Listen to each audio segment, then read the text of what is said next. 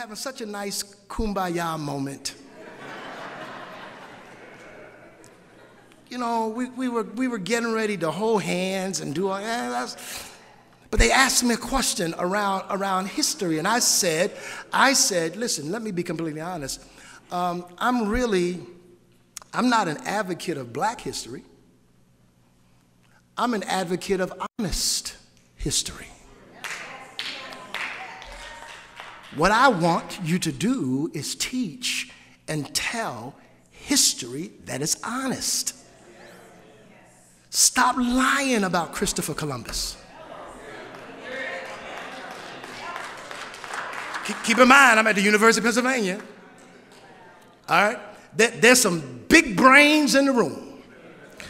But it's something about when the courage finally comes up, then you stop being scared altogether. And you decide, you know what? I'm just going to say what I think since I ain't got to stay here no more. I'm just going to tell you what I really feel. And then I get to railing on 1,000 other things, and up to and including immigration. In fact, since Simeon said that this is to be a blessing to all people, can I give you my take on immigration?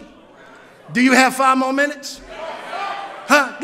Let me just give you, listen, when you run into people that are talking about immigrations, you need to be very careful.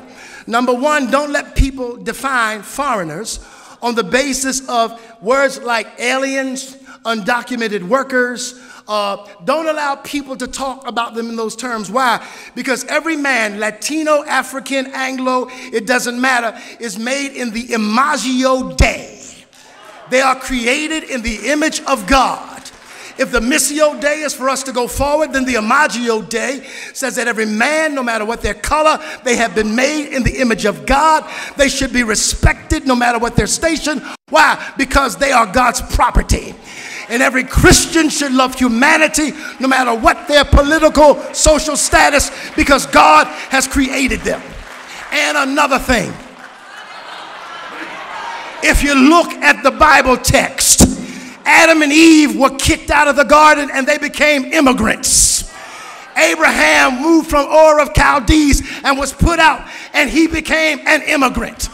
And God says, Abraham, as an immigrant, I'm going to bless you, and as a result, you will be a blessing to the other nations.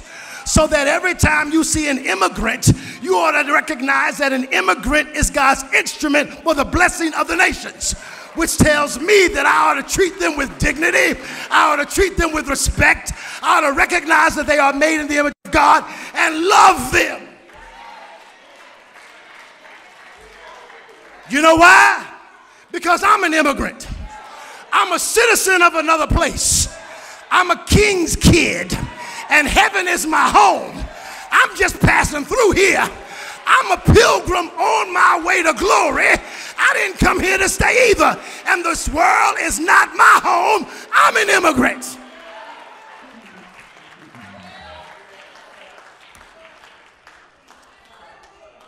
Simeon understands that as the world changes, it changes as a result of this blessing for all people that sometimes demands rejection when you speak up for people who cannot speak for themselves. And he recognizes that in this rejection, that it is a result of our being committed to a hope that comes as a result of Jesus Christ, who is the light of the world, who in Simeon's time had come, and in our time has come and will come again. That's why when you're talking to people about how this world is going to change, you got to be telling them about Jesus, and you got to make it clear that since you know him, since you know who he is and what he can do and the hope he provides, you need to be telling them that, yeah, I'm all about that grace, about that grace, about that grace. Because I understand something. I understand who he is.